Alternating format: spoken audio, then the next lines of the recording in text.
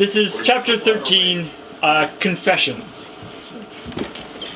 So here we go. Okay. Oh, Graham. What? Can we record this? Yeah, it's recording. It's recording. Yeah, Never okay. mind. Edward in the sunlight was shocking. I couldn't get used to it, though I'd been staring at him all afternoon. His skin, white despite the faint flush from yesterday's hunting trip, literally sparkled, like thousands of tiny diamonds were embedded in the surface. He lay perfectly still on the grass, his shirt open over his sculpted incandescent chest. His scintillating arms bare. His glistening pale lavender lids were shut, though of course he didn't sleep. I'm very aroused. Hold on. No, just let him go, let him go. A perfect statue carved in some unknown stone, smooth like marble, glittering like crystal. Now and then his lips would move, so fast it looked like they were trembling. But when I asked, he told me he was singing to himself. It was too low for me to hear. I enjoyed the sun too, though the air wasn't quite dry enough for my tastes. I would have liked to lie back as he did and let the sun warm my face, but I stayed curled up, my chin resting on my knees, unwilling to take my eyes off him. The wind was gentle. It tangled my hair and ruffled the grass that swayed around his motionless form. The meadow, so spectacular to me at first, paled next to his magnificence.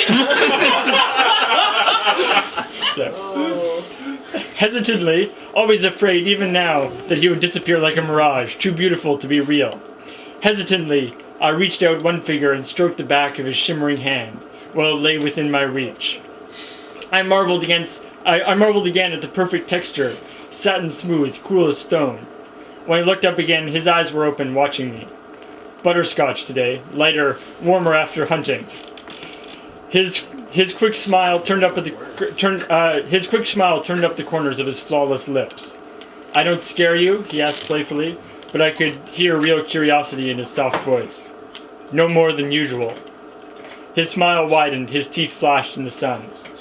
I inched closer, stretched out my whole hand now to trace the contours of his forearm with my fingertips. I saw that my fingers trembled, and I knew it wouldn't escape his notice. "Do you mind?" I asked, for he had closed his eyes again. "No," he said without opening his eyes. "You can't imagine how that feels." He sighed. I lightly trailed my hand over the perfect muscles of his arm, followed the faint pattern of bluish veins inside the crease of his elbow. With my other hand, I reached to turn his hand over. Realizing what I wished, he flipped his palm up in one of those blindingly fast, disconcerting movements of his. It startled me. My fingers froze on his arm for a brief second. "Sorry," he murmured. I looked up in time to see his golden eyes close again. It's too easy to be myself with you." What the hell does that mean? Yes. Keep going. I lifted his hand, turning it this way and that as I watched the sun glitter on his palm. I held it closer to my face, trying to see the hidden facets in his skin. "Tell me what you're thinking," he whispered. I looked to see his eyes watching me, suddenly intent. It's still so strange for me, not knowing. Right, because vampires can read minds, apparently. The rest of us feel that way all the time. It's a hard life. Did I imagine a hint of regret in his tone? But you didn't tell me. I was wishing I could know what you were thinking. I hesitated. And? I was wishing that I could believe that you were real, and I was wishing that I wasn't afraid. "I don't want you to be afraid." His voice was just a soft murmur.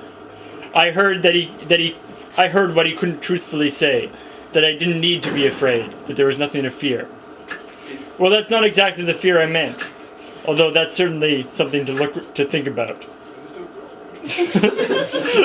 So this is still in my okay. I can't believe people read this on purpose. So quickly that I missed his movement, he was half sitting, propped up on his right arm, his left palm still in my hands. His angel's face was only inches from mine. I should have, flinched away from his unexpected closeness, but I was unable to move. His golden eyes mesmerized me. "What are you afraid of, then?" he whispered intently. But I couldn't answer. As I had just that once before, I smelled his cool breath on my face. Sweet, delicious. The scent made my mouth water. Oh. It was unlike anything else. Instinctively, unthinkingly, I leaned closer, inhaling. "What are you afraid of, then?" he whispered intently. But I couldn't answer. As I just that once before, I smelled his cool breath on my face. Sweet, delicious. The scent made my mouth water. It was unlike anything else. Instinctively, unthinkingly, I leaned closer, inhaling. And he was gone, his hand ripped from mine. In the time it took my eyes to focus, he was 20 feet away, standing on an edge of a small meadow, in the deep shade of a huge fir tree. He stared at me, his eyes dark in the shadows, his expression unreadable. I could feel the hurt and shock in my face, my empty hand stung. "I'm sorry, Edward," I whispered. I knew he could hear. "Give me a moment," he called. "Give me a moment!" he called, just loud enough for my less sensitive ears. I sat very still. After 10 incredibly long seconds, he walked back, slowly for him. He stopped, still several feet away, and sank gracefully to the ground, crossing his legs. His eyes never left mine.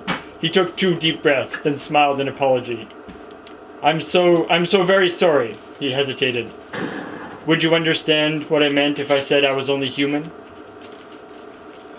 There we go. So it's basically them together, and then he runs away, and then comes back, and then runs away, and then comes back. So Wow, that was. You can't believe. It goes on. It goes on. Please no. It Yeah. really, Worth this of is such a Four. Wow. book. It doesn't stop.